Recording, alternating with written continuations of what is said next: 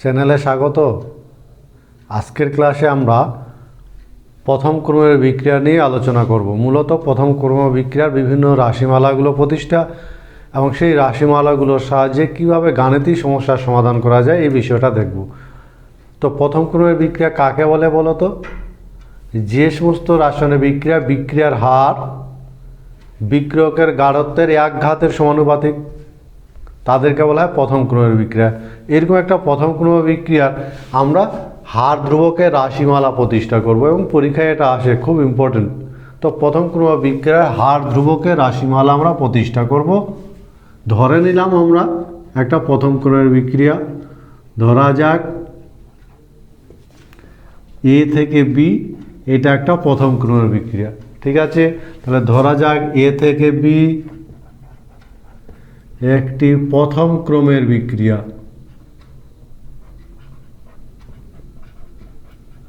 আমরা এই বিক্রিয়াটারই রাশিমালা প্রতিষ্ঠা করব এবং আমরা আরও ধরে নিব এ এর প্রারম্ভিক গাঢ়ত্ব,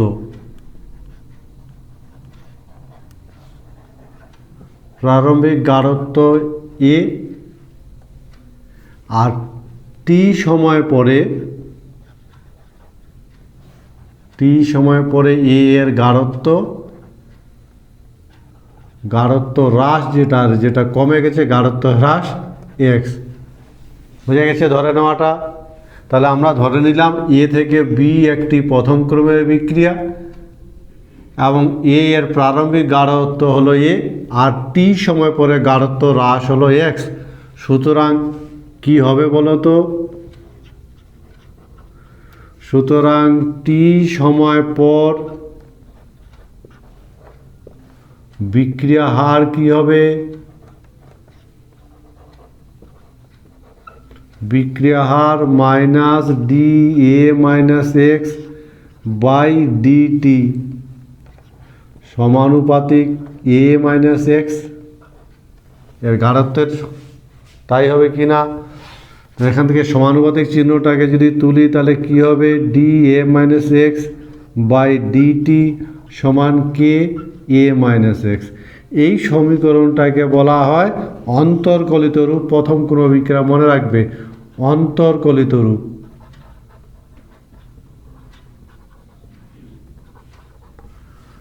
বোঝা গেছে?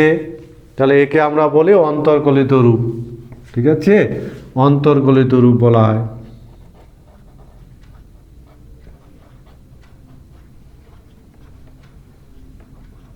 হ্যালো, এবার মনে রাখবে যে আমরা এবারের ইন্টিগ্রেটেড ফর্ম বের করবো, ইন্টিগ্রেশন করবো। তাহলে minus D A minus x by A minus x equal K DT. বোঝা গেছে? কে। এবার একে আমরা ইন্টিগ্রেশন যদি করি তাহলে ইন্টিগ্রেশন এটা হবে, ইন্টিগ্রেশনের formula D X by X equal to L N X. এই ফর্মুলাটা অ্যাপ্লাই যদি করি তাহলে minus L N A minus x equal K T plus Z, যেখানে জেড হলো সমাকলন ধ্রুবক বলা হয়, সমাকলন ধ্রুবক। বোঝা গেছে নিশ্চয়ই? সহজ আছে জিনিস। আমরা আবার বলো তো, যখন কি হবে? যখন টি 0 হবে, একদম টাইম 0 হবে, তখন এ মাইনাস এক্স ইকুয়াল টু এ হবে। তাই হবে কি না? টাইম কমতে কমতে যখন 0-তে চলে আসবে তখন গাঢ়ত্ব কি হবে? প্রাথমিক গাঢ়ত্বে ফিরে আসবে। এই দুটো মান আমরা এই 1 নম্বর সমীকরণে বসাবো। এই সমীকরণটাতে যদি বসাই তাহলে আমরা কি পাবো? এই সমীকরণে বসিয়ে দিলে জেড সমান পাবো মাইনাস এল এন এ। বোঝা গেছে এই পর্যন্ত? ঠিক আছে। এবার আমরা কি করব? জেড এর মান এই 1 নম্বর, যদি আমি এই সমীকরণটাকে 1 নম্বর সমীকরণ বলি তাহলে এই 1 নম্বর সমীকরণে আমরা জেড এর মান বসাবো। কি পাবো তাহলে বলো তো?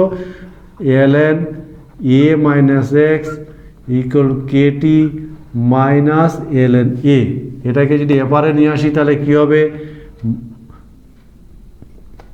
L N A minus L N A minus x equal K T. এটা ই বেস আছে, আমরা এটা জানি ম্যাথামেটিক্স। ই বেসকে যদি 10 বেস করি তাহলে 2.303 দিয়ে গুণ করতে হয়। 2.303 লগ এ, বা অন্যভাবে করি তাহলে কী হবে ln a by a minus x equal to k t. এবার আমি 10 বেস যদি করি তাহলে 2.303 log a by a minus x equal to k t, অর্থাৎ কে সমান কী হবে বলো তো 2.303 by t log a by a minus x. এটাকে বলা হয় হার সমীকরণ প্রথম ক্রমবিক্রিয়ার বা সমাকলিত রূপ। এটাকে বলা হয় সমাকলিত রূপ, প্রথম ক্রমবিক্রিয়ার আগের ক্লাসে আমরা জিরো ক্রম দেখেছি, প্রথম ক্রমবিক্রিয়ার সমাকলিত রূপ বলা হয়। এই বোঝা গেছে? কোনটা জায়গা বোঝা গেল না বলো তো? খুব সহজ আছে, এই একটা পার্ট খুব সহজ আছে, বোঝা গেছে? আবার বলছি, আমরা ধরে নিলাম প্রথম ক্রমবিক্রিয়ার হার ধ্রুবকের রাশিমালা আমরা প্রতিষ্ঠা করব। তার জন্য আমরা ধরে নিলাম এ থেকে বি একটি প্রথম ক্রমের বিক্রিয়া, আর প্রাথমিক গাঢ়ত্ব আমরা ধরে নিলাম এ, এবং টি সময় পর যে গাঢ়ত্ব হ্রাস পাচ্ছে সেটা ধরে নিলাম এক্স। সুতরাং টি সময় পরে বিক্রিয়ার হার হবে D A minus x by DT সমানুপাতিক এ মাইনাস এক্স, কারণ এক ঘাতের সমানুপাতিক, যেহেতু প্রথম ক্রমের বিক্রিয়া সমানুপাতিক ধ্রুবক, এবং এখান থেকে আমরা ইন্টিগ্রেশন করে এটা হলো তার অবকলিত রূপ, আর এটা হলো তার ইন্টিগ্রেটেড ফর্ম বা সমাকলিত রূপ। এটা হলো প্রথম ক্রমবিক্রিয়ার হার ধ্রুবকের রাশিমালা। খুব ইম্পর্টেন্ট, মনে রাখবে, এটা ভালো করে মনে রাখবে, ভালো ইম্পর্টেন্ট। এটা বোঝা গেছে? তোমরা বলতে পারবে এই যে প্রথম ক্রমবিক্রিয়া যে আমরা যে এক্স রাশিটা ব্যবহার করলাম, বলো তো এক্স রাশিটা কি নির্দেশ করে? প্রথম ক্রমবিক্রিয়ার বিক্রিয়কের গাঢ়ত্ব ও সময়ের সম্পর্ক, এই দুটো রাশির মধ্যে আমরা প্রথম ক্রমবিক্রিয়ার ক্ষেত্রে সম্পর্ক প্রতিষ্ঠা করব, এবং এই সম্পর্কগুলো ইম্পর্টেন্ট পরীক্ষায় এবং বিভিন্ন ধরনের কম্পিটিটিভ পরীক্ষা কিন্তু এই সম্পর্কগুলো এমসিকিউ আকারে থাকে, প্রমাণ করতে বলে, প্রতিষ্ঠা করতে বলে। তো বিক্রিয়কের গাঢ়ত্বের সাথে সময়ের সম্পর্কটা, এই যে এর ম্যাথামেটিক্যাল যে রিলেশনটা, সেটা কিন্তু একটু মনে রাখার চেষ্টা করতে হবে। বিক্রিয়কের গাঢ়ত্বের সাথে সময়ের সম্পর্ক বলতে কি বোঝাতে চাইছে? তো এটাকে যদি আমরা দেখি তাহলে বিক্রিয়কের গাঢ়ত্ব এ মাইনাস এক্স, ঠিক আছে, আর সময় বলতে বোঝা যাচ্ছে টি। তাহলে এই দুটো রাশির মধ্যেই আমরা সম্পর্ক নির্ণয় করার চেষ্টা করব প্রথম ক্রমবিক্রিয়ার ক্ষেত্রে, এ মাইনাস এক্স ও টি। প্রথম ক্রমবিক্রিয়ার আমরা একটা জায়গা থেকে শুরু করব, তাহলে অনেক সহজ হবে। যেমন আমরা জানি ln এ মাইনাস এক্স সমান কে টি, এটা প্রথম ক্রমবিক্রিয়ার ক্ষেত্রে আমরা পেয়েছি, তাই কি না? মনে আছে নিশ্চয়ই। এবার এই জায়গা থেকে যদি আমরা ম্যাথামেটিক্সে অ্যাপ্লাই করি তাহলে কী হবে? এ বাই এ মাইনাস এক্স সমান ই টু দি পাওয়ার কে টি, অথবা আমরা যদি উল্টে দিই তাহলে a minus x by a equal a minus k t, or a minus x equal to a e to the power minus k t. বুঝা গেছে? এই একদম খুব সহজে আমরা এই সম্পর্কটাতে পৌঁছে গেলাম, এবং এটা একটা সূচকের সমীকরণ। এখান থেকে দেখতে পাচ্ছ টি এর মান যদি বেড়ে যায় তাহলে e to the power minus কে টির মান হ্রাস পাবে, আর এই মানটা যদি হ্রাস পায় তাহলে এ মাইনাস এক্সের মানটাও হ্রাস পাবে। বোঝা গেছে কথাটা? তাহলে কি হয়? টি এর মান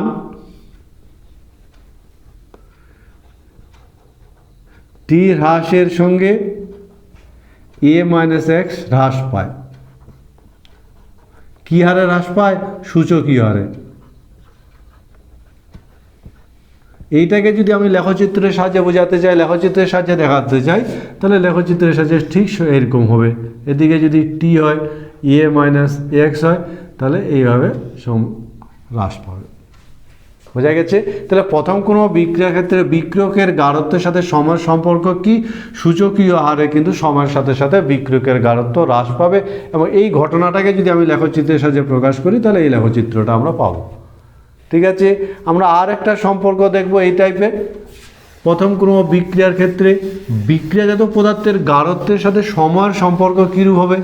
বিক্রিয়াজাত পদার্থের গাঢ়ত্ব, প্রথম ক্রম বিক্রিয়ার ক্ষেত্রে বিক্রিয়াজাত পদার্থের গাঢ়ত্বর সাথে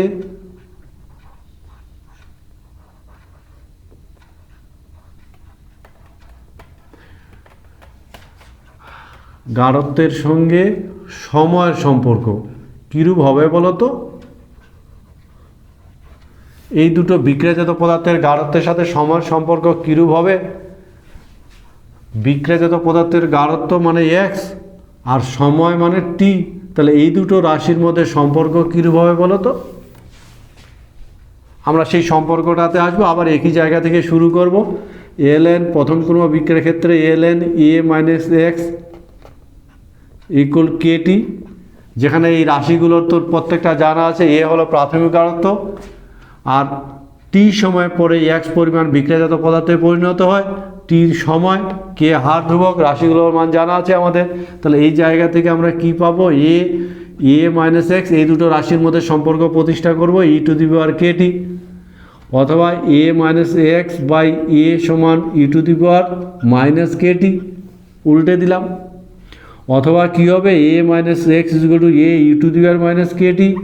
এইখান থেকে আমরা কি পাবো? X is equal to a minus a e to the power minus k t, অর্থাৎ x is equal to a one minus e to the power k t. এই সম্পর্কটা আমরা পেলাম, সূচকীয় সম্পর্ক।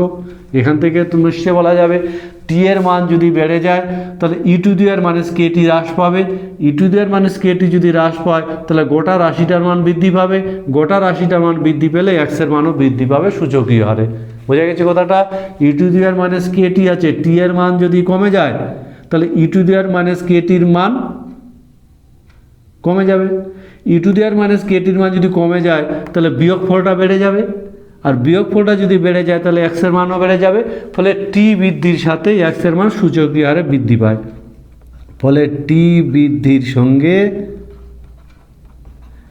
এক্সের মান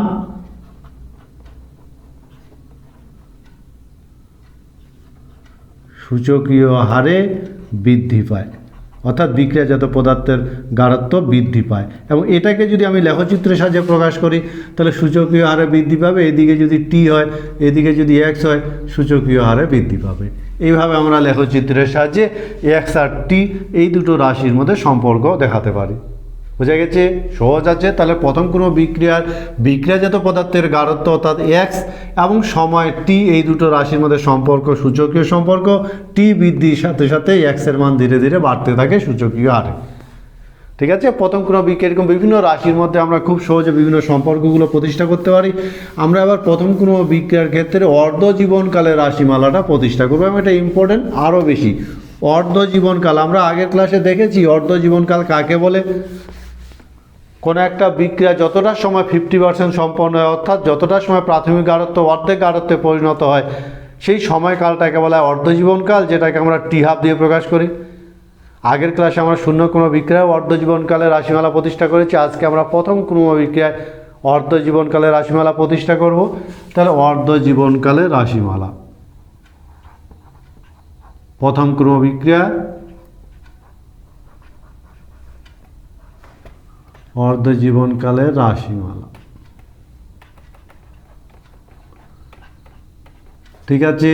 তো প্রথম কোনো বিক্রিয়ার ক্ষেত্রে আমরা কি জানি? প্রথম কোনো বিক্রিয়ার যে হার সমীকরণ,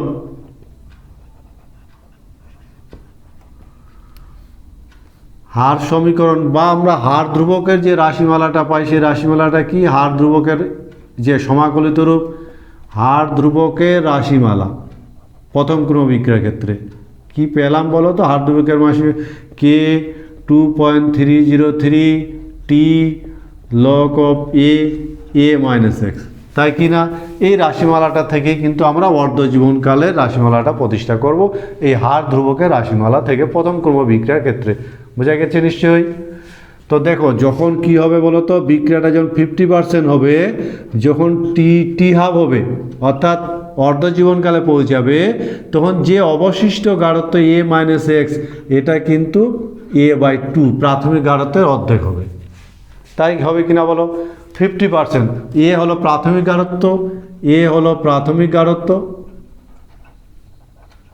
তাহলে এ যদি প্রাথমিক গাঢ়ত্ব হয়, সময় যখন টি হাফ হবে তখন কি হবে? এ মাইনাস এক্স a/2 হবে। এই দুটো মান এই সমীকরণে যদি বসিয়ে দিই তাহলে কে ইকুয়াল কি পাবো? 2.303 বাই টি এর জায়গায় টি হাফ লগ অফ প্রাথমিক গাঢ়ত্ব বাই অবশিষ্ট গাঢ়ত্ব a/2, তাই পাবো কিনা বলো? বোঝা গেছে নিশ্চয়ই। তাহলে অর্ধজীবনকালে রাশিমালা প্রতিষ্ঠা করতে গেলে এই লাইনটা আমার খুব ইম্পর্টেন্ট, মনে রাখতে হবে। টি যখন টি হাফ হবে তখন a মাইনাস এক্স a/2 হবে। এই মানটা যদি বসিয়ে দেওয়া যায় এ কেটে যাবে, আমরা কি পাবো, k = 2.303 বাই টি হাফ, ঠিক আছে, log 2।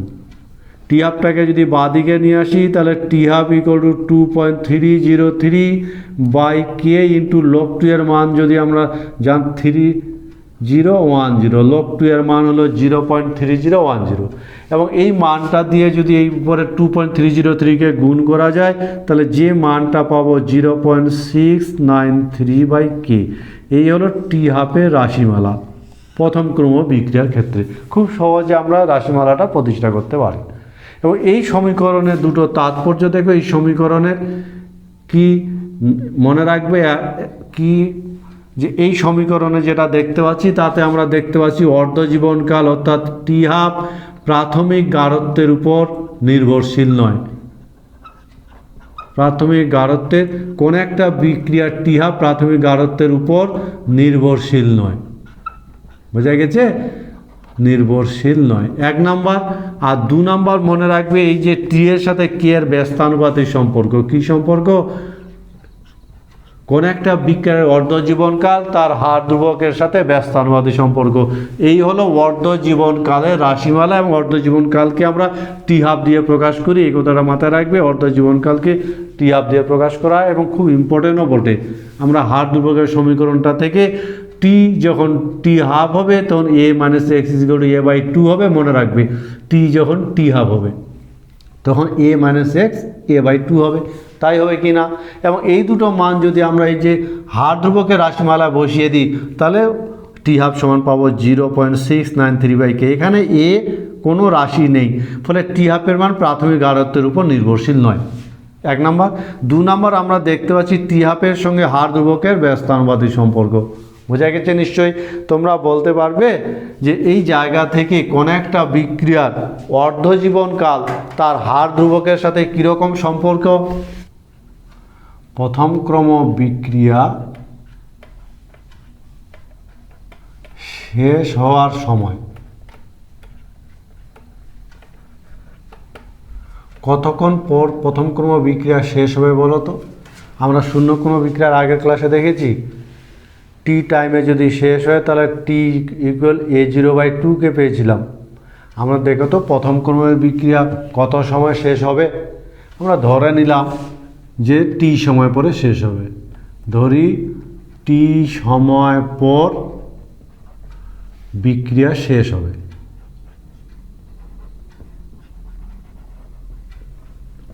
তো টি সময় পর যখন বিক্রিয়াটা যখন শেষ হবে, যখন বিক্রিয়া শেষ হবে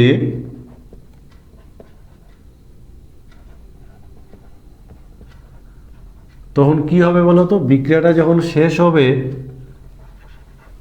তখন অবশিষ্ট গাঢ়ত্ব 0 হবে, তাই হবে কি না। a মাইনাস এক্স যেটা অবশিষ্ট গাঢ়ত্ব তো আর থাকবে না, তাহলে a মাইনাস এক্স যদি 0 হয় তাহলে আমরা কি জানি, আমরা প্রথম ক্রম বিক্রিয়ার ক্ষেত্রে জানি ln a/a minus x = kt, তাই জানি কিনা বলো। এই জায়গায় যদি আমরা একটু ডান দিক বাঁ দিক করি তাহলে আমরা কি পাবো, a/a মাইনাস এক্স = e⁻kt, বারবার এই গণনাটা আমরা করছি। অথবা আমরা কি পাবো, a minus x = a e⁻kt। এবার মান বসাবো, a মাইনাস বিক্রিয়াটা যখন শেষ হবে তখন a মাইনাস এক্স = 0 হবে, ঠিক আছে। তাহলে a মাইনাস এক্স যদি 0 বসিয়ে দিই তাহলে 0 = a e⁻kt। অর্থাৎ এখান থেকে আমরা কি বলতে পারবো, অর্থাৎ a e⁻kt = 0 or e⁻kt = 0 or t = ∞। এই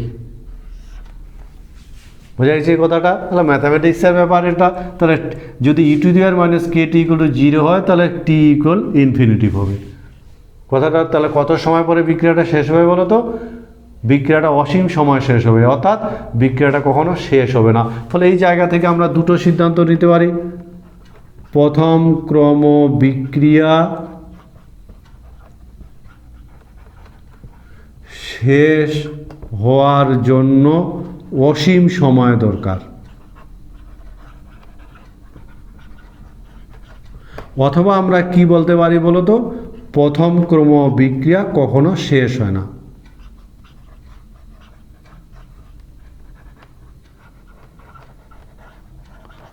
কখনো শেষ হয় না। বোঝা গেছে? এই হলো প্রথম কোনো বিক্রিয়া শেষ হওয়ার জন্য প্রয়োজনীয় সময়। অনেক সময় ব্যাখ্যা করতে বলে কোনটা জায়গা বোঝা গেল না, তাহলে মনে রাখবে প্রথম কোনো বিক্রিয়া আমি যদি ধরে নিই টি সময় শেষ হবে, তাহলে বিক্রিয়াটা যখন শেষ হবে তখন এ মাইনাস ইকুয়াল টু জিরো হবে।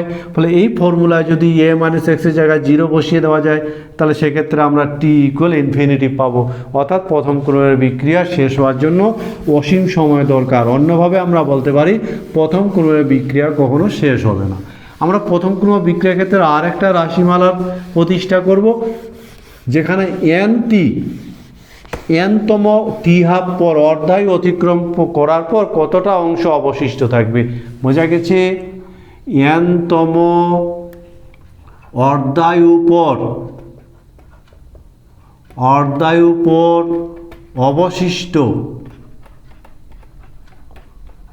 অবশিষ্ট পদার্থ কত।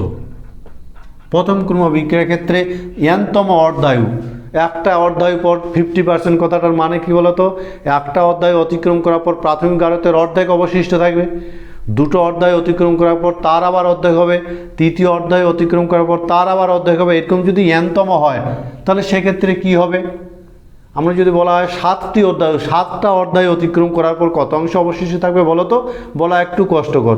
কিন্তু আমরা এটার সাথে যদি একটা ম্যাথামেটিক্স ফর্মুলা তৈরি করি, তাহলে আমরা খুব সহজে বলে দিতে পারি যে কোনো একটা অর্ধায়ু, 7টি অর্ধায়ু বা 3টি অর্ধায়ু বা 9টি অর্ধায়ু, এই ধরনের সংখ্যাটা যদি আমার জানা থাকে আর এই সংক্রান্ত যদি রাশিমালা আমরা একটা প্রতিষ্ঠা করতে পারি, তাহলে খুব সহজে কিন্তু আমরা বলে দিতে পারি কততম অর্ধায়ু কাল পরে কতটা অংশ অবশিষ্ট থাকবে। তাই কি না?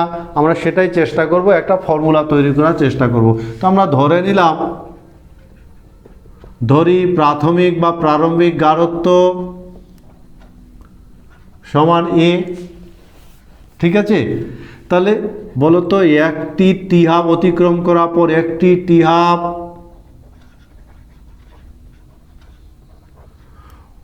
বা একটি টি হাফ পর অবশিষ্ট পদার্থ কত হবে? প্রাথমিক যে পদার্থটা, প্রাথমিক যে গাঢ়ত্ব আছে তার অর্ধেক, তাহলে অবশিষ্ট পদার্থ হবে a/2। তাই হবে কি না বলো? কারণ একটা টি হাফ গেছে, যে অর্ধায়ু গেছে, একই রকম দুটো টি হাফ পরে কি কত অংশ অবশিষ্ট থাকবে, যেটা আছে এর আবার অর্ধেক চলে যাবে, তাহলে a/4 এত অংশ এত অংশ অবশিষ্ট থাকবে। তাই কি না? কারণ প্রথম অধ্যায়টা অতিক্রম করার পর যেটা হলো, দ্বিতীয়টা অতিক্রম করার পর তার আবার অর্ধেক হবে। বোঝা গেছে কথাটা? বোঝা গেছে তো? এবার যদি আমি বলি 3টি অর্ধায়ুকাল পরে কত অংশ অবশিষ্ট থাকবে, 3টি টি হাফ পর অবশিষ্ট যেটা ছিল তার আবার অর্ধেক হবে। অর্থাৎ a/4 ছিল, দ্বিতীয় টি হাফ পর এত অংশ ছিল, তৃতীয়টা যখন অতিক্রম করবে এর আবার অর্ধেক হবে। তাহলে এর যদি অর্ধেক হয় তাহলে কত হবে? a/8।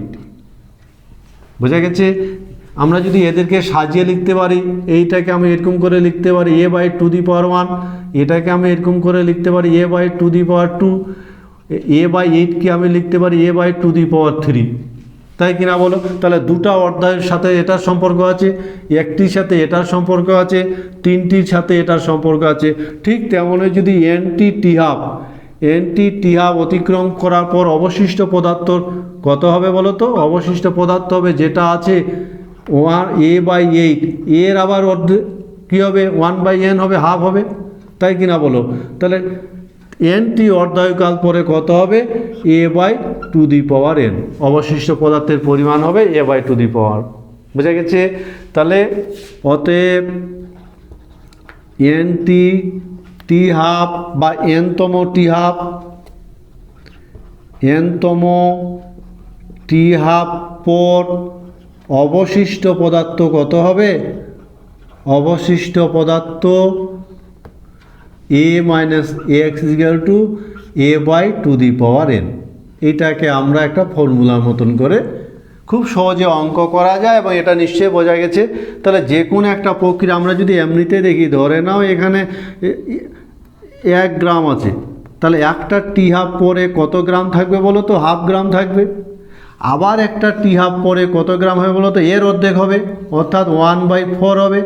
আবার আরেকটা টি হাফ পরে কত হবে বলো তো? এর অর্ধেক হবে, 1/8 হবে। এইভাবে তো ধীরে ধীরে কমতে থাকবে। এটাকে আমরা ফর্মুলার আকারে এখানে তৈরি করার চেষ্টা করেছি। সুতরাং কোন একটা পদার্থর প্রথম ক্রম বিক্রিয়া অনুসারে যদি রাসায়নিক বিক্রিয়া সংঘটিত হয়, তাহলে প্রাথমিক গাঢ়ত্ব যদি এ হয় এবং এনতম অর্ধায়ুকাল পরে যদি অবশিষ্ট গাঢ়ত্ব a - x হয়, তাহলে আমরা ফর্মুলার সাহায্যে দেখাতে পারি অবশিষ্ট গাঢ়ত্ব হবে প্রাথমিক গাঢ়ত্ব a/2n। বোঝা গেছে আমার কথাটা?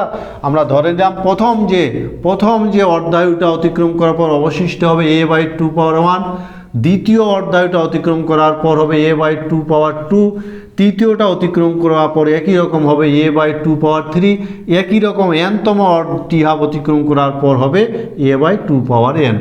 আর এনতম অর্ধায়ুকাল পরে অবশিষ্ট পদার্থ যদি a - x হয়, তাহলে a - x হবে a/2n। বোঝা গেছে আমার কথাটা? বোঝা গেছে তো? তোমরা বলতে পারবে একটা প্রথম ক্রম বিক্রিয়া 3টি অর্ধায়ুকাল অতিক্রম করার পর কত অংশ অবশিষ্ট থাকে? 3টি অর্ধায়ুকাল অতিক্রম করার পর কত অংশ অবশিষ্ট থাকে বলতে পারবে? আমরা এবার দেখব প্রথম ক্রম বিক্রিয়ার ক্ষেত্রে যে বিক্রিয়াজাত পদার্থের বিক্রিয়ক পদার্থের যত ভগ্নাংশ বিক্রিয়াজাত পদার্থে পরিণত হয়। আবার বলছি, বিক্রিয়কের যত ভগ্নাংশ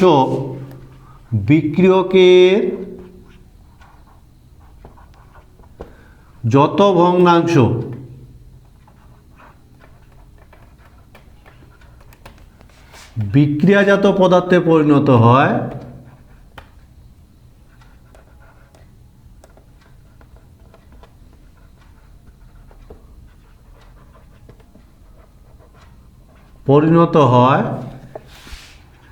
তা প্রাথমিক গাঢ়ত্বের উপর নির্ভরশীল নয়।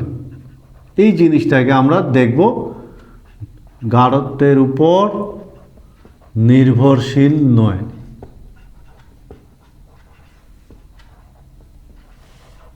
এই ব্যাপারটা আমরা দেখব যে বিক্রিয়কের যত ভগ্নাংশ বিক্রিয়াজাত পদার্থে পরিণত হয় সেটা তার প্রাথমিক গাঢ়ত্বের উপর নির্ভরশীল কিনা। এটাকে যদি আমি ম্যাথামেটিক্সের সাহায্যে প্রকাশ করার চেষ্টা করি, তাহলে বিক্রিয়কের অর্থাৎ আমরা দেখাবো এই যে এটা প্রাথমিক গাঢ়ত্বের উপর নির্ভরশীল কিনা, অর্থাৎ a/x/a আর a এই দুটো রাশির মধ্যে সম্পর্ক। ম্যাথামেটিক্সের দৃষ্টিকোণ থেকে যদি বলি, তাহলে বানান করা কথাটার যে সম্পর্কটা হলো এইটাকে বোঝাতে চাইছে x/a আর a এই দুটোর মধ্যে কোনো সম্পর্ক আছে কিনা। তো আমরা প্রথম ক্রম বিক্রিয়ার আমরা যে জায়গাটা থেকে শুরু করব, a/a - x আমরা জানি kt, বা এখান থেকে আমরা বলতে পারবো a/a - x e⁻kt, তাই কিনা বলো? এবার এখান থেকে আমরা যদি এটাকে কোণাকোণি গুণ করে দিই, তাহলে a - x a e⁻kt, ঠিক আছে? অথবা x a × 1/e⁻kt, অথবা এটাকে যদি এদিকে নিয়ে আসি, তাহলে x/a = 1 - e⁻kt। দেখো সম্পর্ক পেয়ে গেলাম, তাই কিনা বলো? তো বলো তো এখানে x/a সাথে এর সম্পর্ক আছে কিনা। দেখো এইদিকে x/a বিক্রিয়াজাত পদার্থের ভগ্নাংশ, ডান দিকে a কোনো রাশি নেই, সুতরাং x/a এর মান এর উপর নির্ভরশীলই নয়। ডান দিকে কোনো a রাশি আছে? কোনো রাশি নেই। ফলে x/a এর মান বা এই যে বিক্রিয়কের যত ভগ্নাংশ বিক্রিয়াজাত পদার্থে পরিণত, এই ভগ্নাংশের মান প্রাথমিক গাঢ়ত্বের উপর নির্ভরশীলই নয়। আমার কথা বোঝা গেছে? এভাবে খুব সহজে আমরা কিন্তু এই সম্পর্কগুলো দেখাতে পারি। ঠিক আছে, এবার আমরা প্রথম ক্রম বিক্রিয়ার হার ধ্রুবকের রাশিমালা প্রতিষ্ঠা করব। প্রথম ক্রম বিক্রিয়ার ক্ষেত্রে হার ধ্রুবকের রাশিমালা খুব ইম্পর্টেন্ট, এবং এই রাশিমালাটা আমরা লেখচিত্রের সাহায্যে হার ধ্রুবকের মান নির্ণয় করার চেষ্টা করব। এমনিতেও নির্ণয় করা যেতে পারে, লেখচিত্রের সাহায্যে যদি নির্ণয় করার প্র্যাকটিস করা থাকে তাহলে পরীক্ষায় লেখচিত্রের সাহায্যে যদি মান নির্ণয় করতে বলে তাহলে সেটাই লিখব উত্তর। আবার লেখচিত্র ছাড়াও যদি বলে তবুও লেখচিত্রের সাহায্যে কিন্তু আমি মান নির্ণয় করতে পারি। বোঝা গেছে? ফলে একটাই দু জায়গায় কাজে লাগানো যেতে পারে। ফলে এবার আমরা হার ধ্রুবকের মান নির্ণয় করব।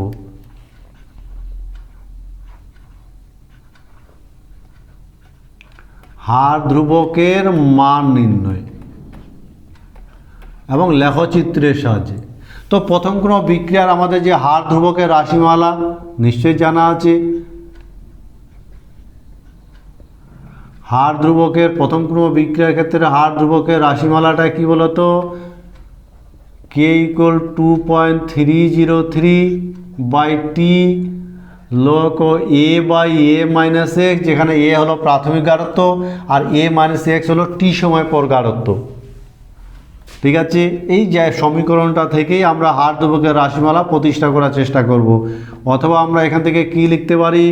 2.303 log a by a minus x = kt।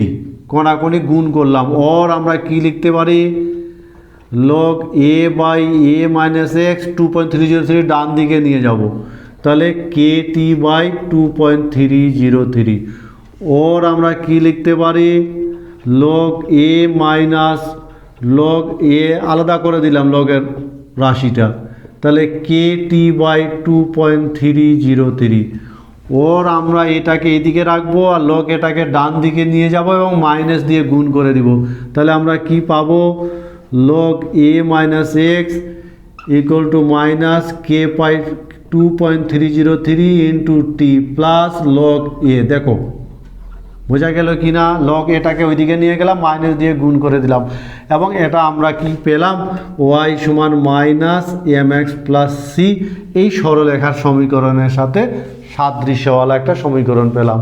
বোঝা গেছে কথাটা? তাহলে এই নেগেটিভ নতিযুক্ত একটা সরলরেখার সমীকরণ আমরা যদি একটা লেখচিত্র অঙ্কন করি তাহলে সেই লেখচিত্রটা হবে এইদিকে t আর এইদিকে log a minus x। Negative নতিযুক্ত একটা সরলরেখার সমীকরণ পাওয়া যাবে। বোঝা গেছে? নেগেটিভ নতিযুক্ত পাওয়া যাবে, যেখানে নতি কত হবে বলো তো? এই যে m এর মান নতি কত? নতি হবে মাইনাস k বাই 2.303, এবং এই নতি থেকে আমরা k এর মান নির্ণয় করতে পারবো। আমার কথা বোঝা গেছে? খুব সহজ আছে। দেখো তাহলে হার ধ্রুবকের রাশিমালা নির্ণয় লেখচিত্রের সাহায্যে খুব সহজে আমরা নির্ণয় করতে পারি, হার ধ্রুবকের মানও নির্ণয় করতে পারি। তাহলে হার ধ্রুবকের রাশিমালাটা থেকে ডান দিক বাঁ দিক করলাম, সেখান থেকে y সমান মাইনাস mx প্লাস c সরলরেখার সমীকরণের সাথে এটা ম্যাচ করে গেল। ফলে এক্ষেত্রে যে নতিটা নেগেটিভ নতিযুক্ত একটা সরলরেখার সমীকরণ হবে এবং নতি হবে মাইনাস k বাই 2.303। আমার কথা বোঝা গেছে? আমরা যদি আর একটা জায়গা দেখি, অনেক সময় পরীক্ষায় বলে যে তোমরা এই লেখচিত্রটা কীরকম হবে বলো তো? হয়তো বলে দিল, কি বলে দিল? যে হার ধ্রুবকের যে রাশিমালাটা আছে সেই হার ধ্রুবকের রাশিমালা থেকে log a by a minus x versus t লেখচিত্র অঙ্কন করো। তাহলে এই লেখচিত্রটা কীরকম হবে? আমরা হার ধ্রুবকের রাশিমালা থেকে সহজে লেখচিত্রটা নির্ণয় করতে পারবো। k = 2.303/t log a by a minus x। কোনাকুনি যদি গুণ করি তাহলে কি হবে? log a by a minus x equal to k by 2.303 into t. তাই হবে কিনা বাদে ডান দিক করলে বলো তো? তাহলে এই সরলরেখাটা কি?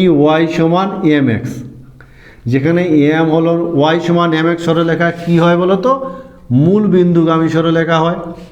তাহলে log a by a minus x কি হবে?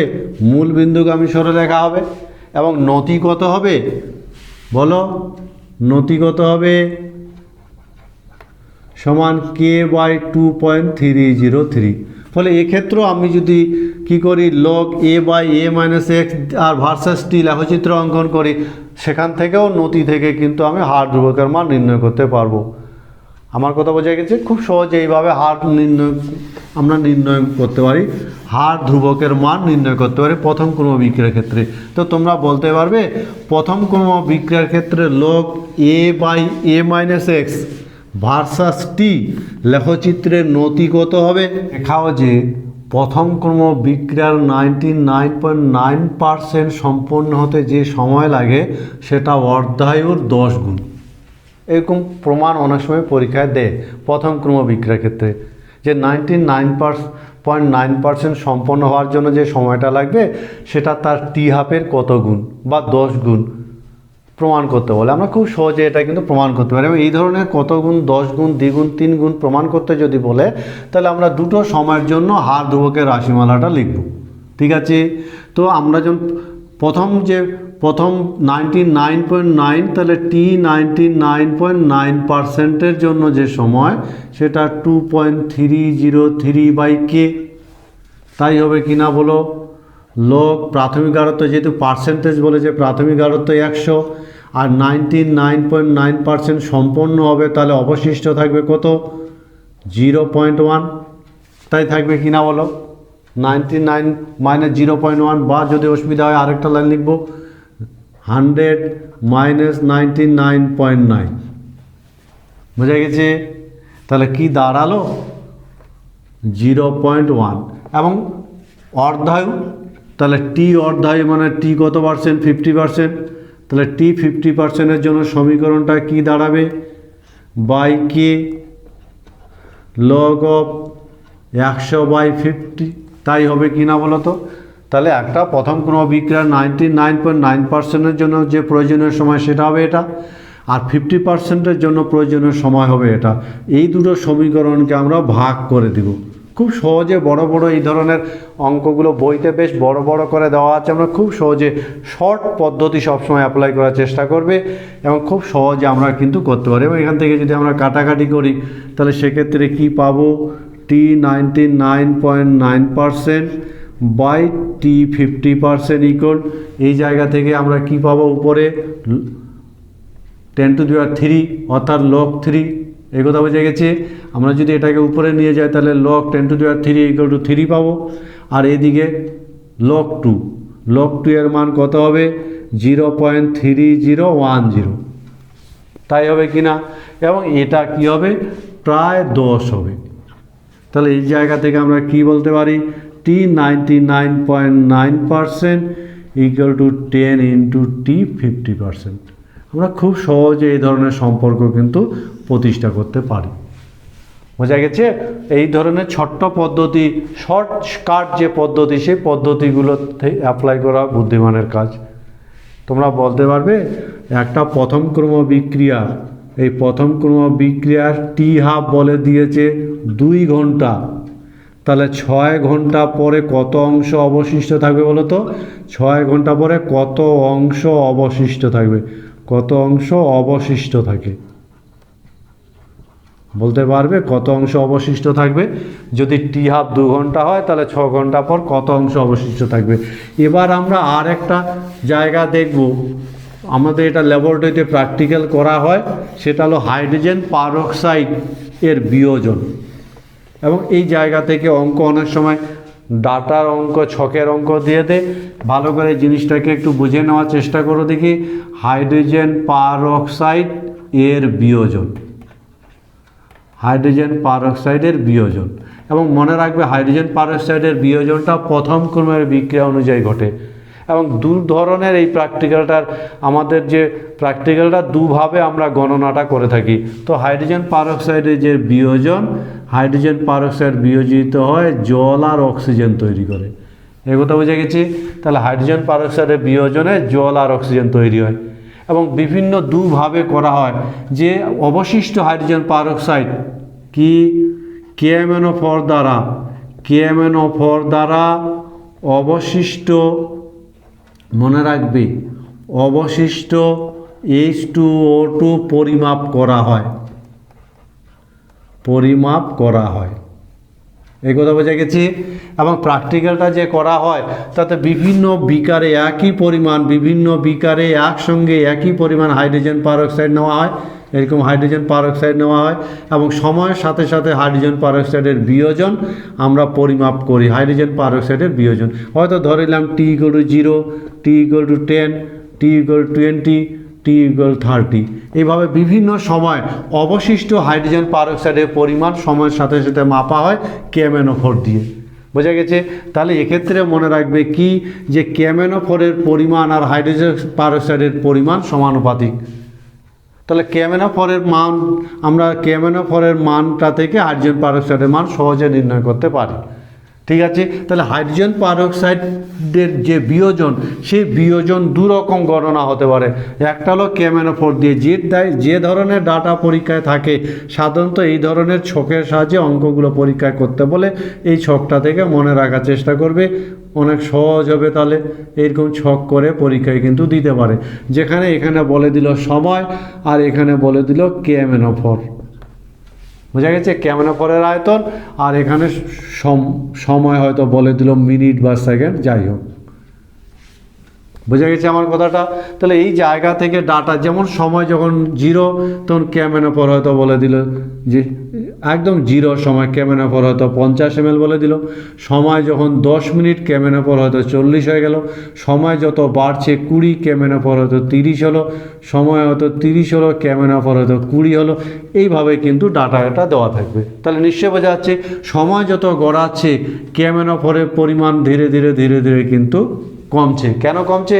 কারণ অবশিষ্ট হাইড্রোজেন পারঅক্সাইডের পরিমাণও ধীরে ধীরে কমছে। এবং এক্ষেত্রে আমরা যে ফর্মুলাটা অ্যাপ্লাই করি, কে প্রথম ক্রমের বিক্রিয়া 0T log of A/A-x। এক্ষেত্রে মনে রাখবে A কত আর A-x কত, এই দুটো রাশি মান বের করতে পারলে অঙ্কটা বা প্রবলেমগুলো খুব সহজে সমাধান করা যাবে। একটা কথা মাথায় রাখবে, বারবার যে কথাটা আমি বলতে চাইছি যে KMnO4 যদি থাকে, অঙ্কে যদি KMnO4 থাকে, এক্সপেরিমেন্টটা যদি KMnO4-এর সাপেক্ষে যদি আমরা এক্সপেরিমেন্ট করে থাকি, তাহলে সবসময় মাথায় রাখবে যে KMnO4 যদি থাকে তাহলে সেক্ষেত্রে A হবে 0 টাইমে, যেটা মনে থাকবে কথাটা, এর মানটা কত হবে। তো ভালো করে মনে রাখবে, এক্ষেত্রে যখন T=0 তখন যে KMnO4 থাকবে, এই KMnO4-এর আয়তনটাই হবে E। মনে থাকবে কথাটা, টাইম যখন 0 তখন KMnO4-এর যে আয়তনটা সেটাই হবে প্রাথমিক গাঢ়ত্ব E। এবং বিভিন্ন সময় মনে রাখবে, বিভিন্ন সময় যে T এর মান যখন 10 তখন KMnO4-এর আয়তনটাই হবে অবশিষ্ট। ফলে বিভিন্ন টাইমে মনে রাখবে, বিভিন্ন টিতে যে KMnO4-গুলো থাকবে সেই KMnO4-গুলো হবে A-x। এই দুটো জিনিস যদি আমি বের করতে পারি, এই দুটো রাশি, তাহলে অঙ্ক কিন্তু খুব সহজ হবে, খুব সহজ। বোঝা গেছে আমার কথাটা? এবং বিভিন্ন সময় আমরা টাইমটাকে চেঞ্জ করে করে K1, K2, K1, K2, K3 বের করব। এবং এরা যদি সমান বা প্রায় সমান হয় তাহলে আমরা বলবো প্রথম ক্রমের বিক্রিয়া, প্রথম ক্রম বিক্রিয়া হবে, প্রথম ক্রম। এই কথা বোঝা গেছে? তাহলে এই ধরনের অঙ্কগুলোতে সাধারণত বলে যে এই যে ডাটাগুলো দেওয়া আছে প্রমাণ করো যে এটা প্রথম ক্রমের বিক্রিয়া। তখন আমি কি করব, টাইমটাকে চেঞ্জ করে করে টাইম চেঞ্জ হলে A-x চেঞ্জ হবে। যেমন T যখন 10 হবে তখন A-x 40 হবে, T যখন 20 হবে তখন A-x 30 হবে। এরকম T এর সাথে সাথে A-xটা চেঞ্জ হবে, তো আর চেঞ্জ হবে না। এইভাবে K1, K2, K3 যখন বের করব এবং এই মানগুলো সমান বা প্রায় সমান যদি বেরোয়, তাহলে আমরা বলবো প্রথম ক্রমের বিক্রিয়াকে সমর্থন করে। বোঝা গেছে? এবং সেক্ষেত্রে হার ধ্রুবকের মান যদি K1, K2-কে গড় মান বের করি, তাহলে হার ধ্রুবকের মান পাবো, এটা হলো KMnO4 দিয়ে। এছাড়া আরেকটা এক্সপেরিমেন্ট থাকে যেখানে শতকরা বিয়োজন থাকতে পারে। হাইড্রোজেন পারঅক্সাইডের ডাটাটা যে এক্সপেরিমেন্টাল যে ডাটা, সেই ডাটা শতকরা বিয়োজন থাকতে পারে। তো মনে রাখবে, শতকরা বিয়োজন যদি হয়, শতকরা বিয়োজন, এই ধরনের ডাটা যদি আমি দেখি যে অনেক সময় এরকম অঙ্ক দিয়ে দেয় শতকরা বিয়োজন সংক্রান্ত ডাটা দিতে পারে, সেক্ষেত্রে মনে রাখবে শতকরা বিয়োজন হতে এইদিকে দিল সময়, সেটা হয়তো মিনিটে দিয়ে দিল, আর এইদিকে দিয়ে দিল শতকরা বিয়োজন। যখনই শতকরা বিয়োজনের কথাটা বলবে তো বুঝতেই পারছো, হয়তো বলে দিল সময় যখন জিরো তখন শতকরা বিয়োজন জিরো, সময় যখন 10 তখন হয়তো 30% বিয়োজন হলো, সময় যখন 20 তখন 50%, সময় যখন 30 তখন 80% বিয়োজন, এই ডাটা দিয়ে দিল।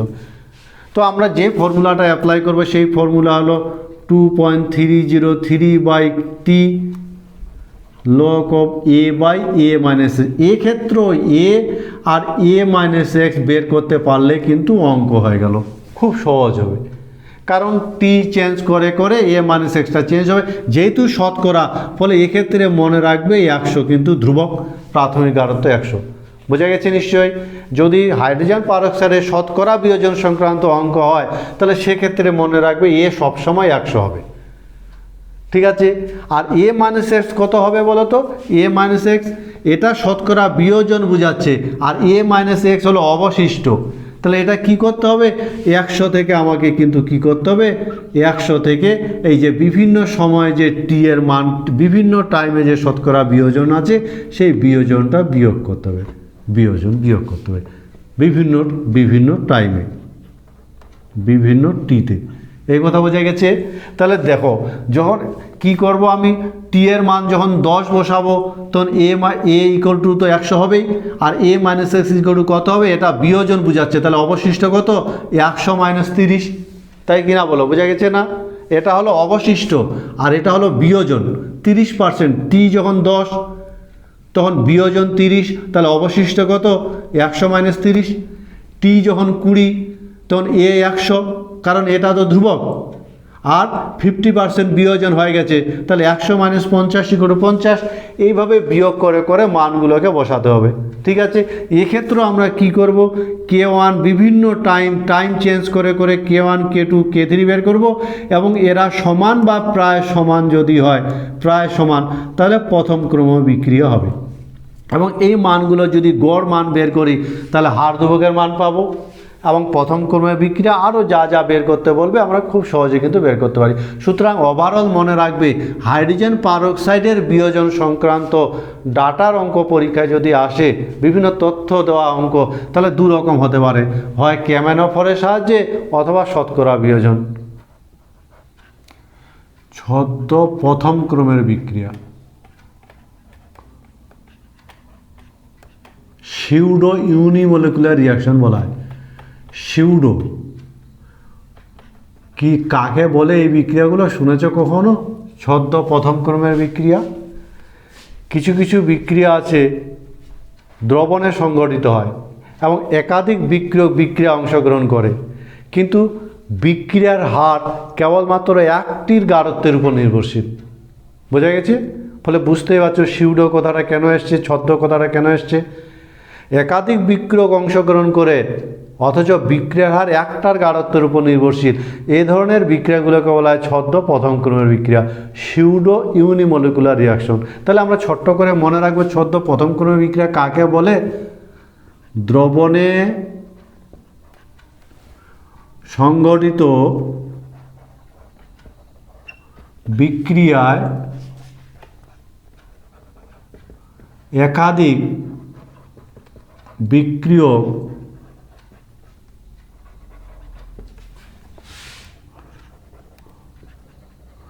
অংশগ্রহণ করলেও বিক্রিয়ার হার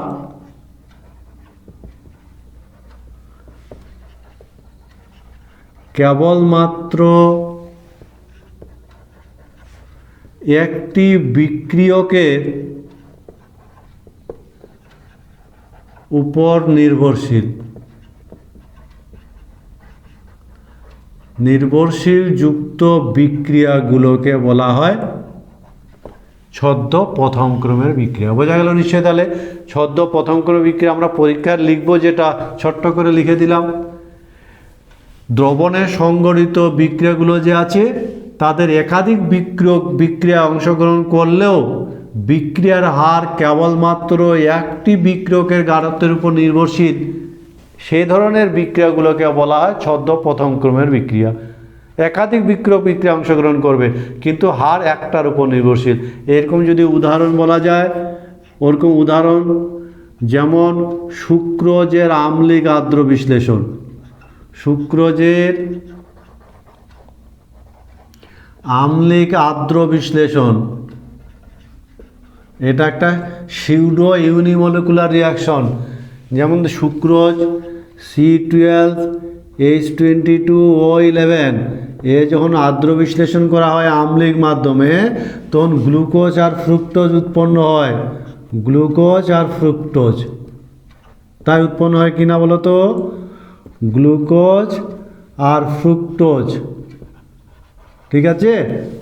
তো এই বিক্রিয়াটা যদি আমরা হার দেখি, তাহলে এই বিক্রিয়ার হার সমান C12H22O11। জলের গাঢ়ত্বর কোনো ফাংশন এখানে নেই, জলের গাঢ়ত্বের উপর নির্ভরশীল নয়। ফলে বিক্রিয়াটাতে সুক্রোজ আর জল অংশগ্রহণ করলো, কিন্তু বিক্রিয়ার হার কেবলমাত্র সুক্রোজের গাঢ়ত্বের উপর নির্ভরশীল, জলের গাঢ়ত্বের উপর নির্ভরশীল নয়। অথচ জল ছাড়া বিক্রিয়াটা ঘটে না। এই টাইপের বিক্রিয়াগুলোকে আমরা বলি ছদ্ম প্রথম ক্রমের বিক্রিয়া। আমরা কারণ হিসাবে কিন্তু বলতে পারি কেন এরকম ঘটে। কারণ সুক্রোজের তুলনায় জলের গাঢ়ত্ব অনেক বেশি হয়, জলের গাঢ়ত্ব অনেক বেশি। আর এজন্য জলের গাঢ়ত্বের প্রায় কোনো পরিবর্তন হয় না। জলের গাঢ়ত্ব এতটাই বেশি থাকে যে আর্দ্র বিশ্লেষণ প্রক্রিয়াটাতে জলের গাঢ়ত্বর প্রায় কোনো পরিবর্তনই হয় না। সেই জন্য জলের গাঢ়ত্বের উপর বিক্রিয়ার হারটা নির্ভরশীল নয়। বোঝা গেছে? এরকম আরেকটা উদাহরণ যদি আমরা দেখি, তাহলে সুক্রোজের আর্দ্র বিশ্লেষণ, আম্লিক মাধ্যমে সুক্রোজের আর্দ্র বিশ্লেষণ হলো একটা সিউডো ইউনিমলিকুলার বিক্রিয়ার উদাহরণ। আমরা আরেকটা যদি দেখি, তাহলে আমরা দেখতে পাবো 2 নম্বর উদাহরণ, যেমন এস্টারের আম্লিক আর্দ্র বিশ্লেষণ। এস্টারের আম্লিক আর্দ্র বিশ্লেষণ, যেমন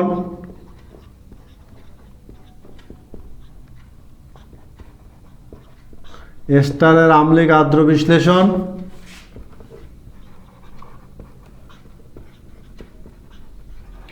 এই এস্টারটার আর্দ্র বিশ্লেষণে যদি আমরা বিক্রিয়ার হার দেখি, তাহলে বিক্রিয়ার হার কেবলমাত্র এস্টারটার উপর নির্ভরশীল, এর জলের গাঢ়ত্বের উপর কিন্তু নির্ভরশীল নয়। দেখো, অথচ জল ছাড়া আর্দ্র বিশ্লেষণটা ঘটে না। তাহলে এই ধরনের দুটো পদার্থ বিক্রিয়া অংশগ্রহণ করে, অথচ বিক্রিয়ার হার একটার উপর নির্ভরশীল, তখন আমরা তাদেরকে বলি ছদ্ম প্রথম ক্রমের বিক্রিয়া। এক্ষেত্রেও কারণ কি বলতো? একই কারণ। কি কারণ? এস্টারের তুলনায় জলের গাঢ়ত্ব অনেক বেশি হয়,